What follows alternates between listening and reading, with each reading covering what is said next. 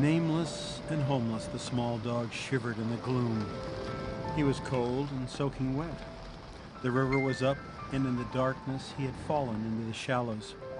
It was a bad night in Albany, New York.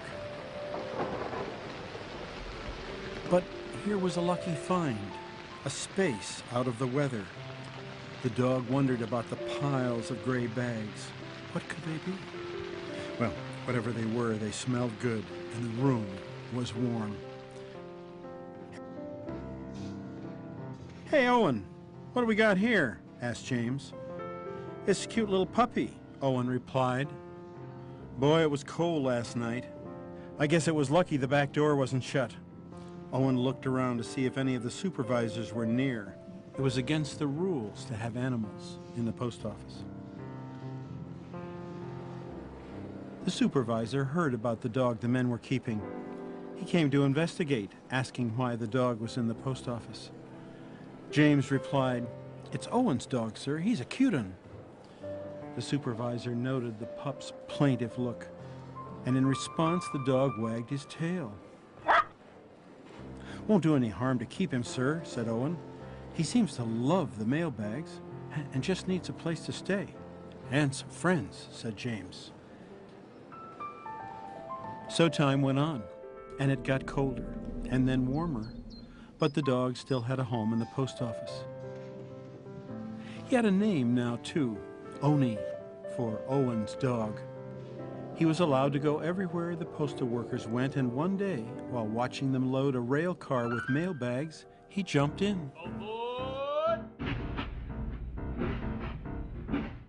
Wind whipped his ears. New smells filled his nose.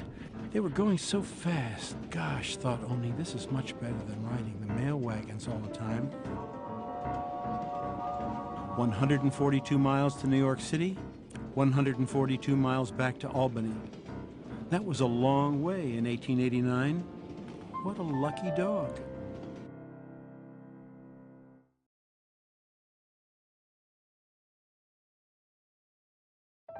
"Say, how old are you, Oni?"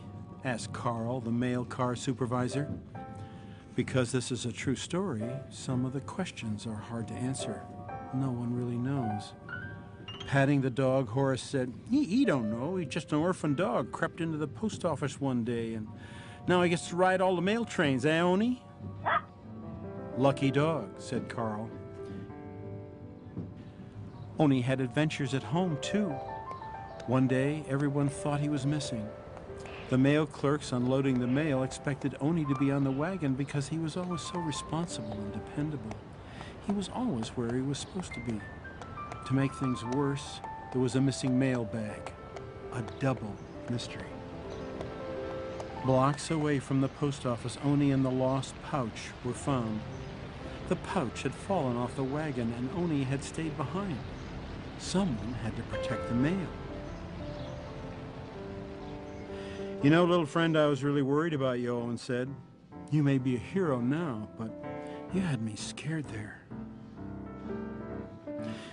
It wasn't long before Oni's mail train adventures took him further and further away from his home station of Albany.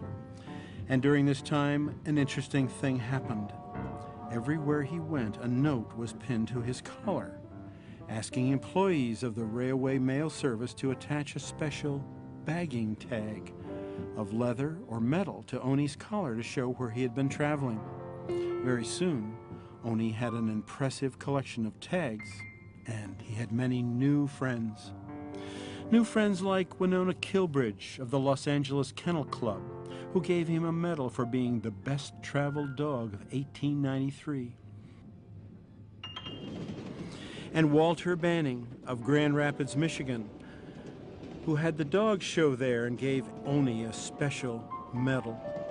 Sissy Donahue, daughter of the president of the Pacific Kennel Club, gave Oni an inscribed $50 and a special hug. In Chicago, Mr. William Winter Wagner gave Oni a Globetrotter medal.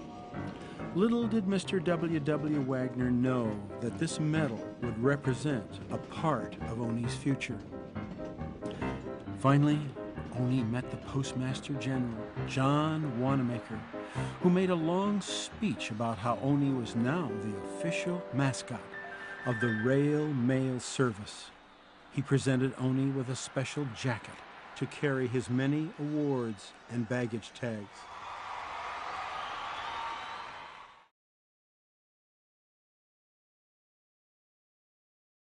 Oni and his friends at the Albany post office learned that foreign travel could have its dangers.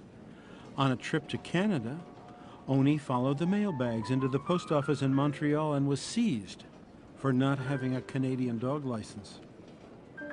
When his friends in Albany learned of Oni's capture, they raised the $2.50 it would take to get Oni released and sent back to the United States. Close call, Oni. But Oni was famous now. He had traveled all over the United States, and many people were thinking he might be the first Postal Service dog to go around the world. His friend Owen was worried.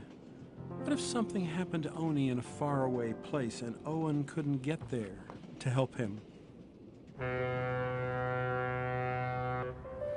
Still, one sunny morning in August, the 19th of August in 1895, Oni boarded a ship in Seattle and began the adventure of his life. He had a tiny suitcase with a soft sleeping blanket, comb, and brush. He was wearing his bagging tag collection, and he was issued a Japanese imperial passport. He traveled on this trip over 143,000 miles by steamship and train, made scores of new friends, gained 6 pounds, and was greeted at home in New York Harbor by hundreds of admirers on December the 29th, 1895. A dog with Oni's fame and accomplishments could become, well, big-headed from all the attention. But Oni's idea of a good time was simply hopping the next mail train. Looking out the door of the mail car, his nose filled with scents, and whiskers blowing in the breeze, he watched the countryside fly by. The train thundered along past small towns with a shack and a single hook to catch the mailbag, and then on to the bustle of the big stations like Albany and New York City. Not a bad life for a lucky and adventurous dog. During his life, Oni was a living good luck charm. When Oni was riding the rails between 1888 and 1897, accidents were common on mail trains.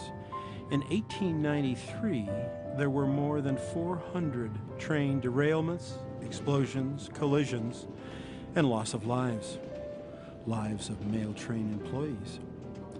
During all the time Oni rode the rails, no train he was on had an accident, nor was there a loss of a single rail mail employee. Oni was, in more ways than one, a lucky dog.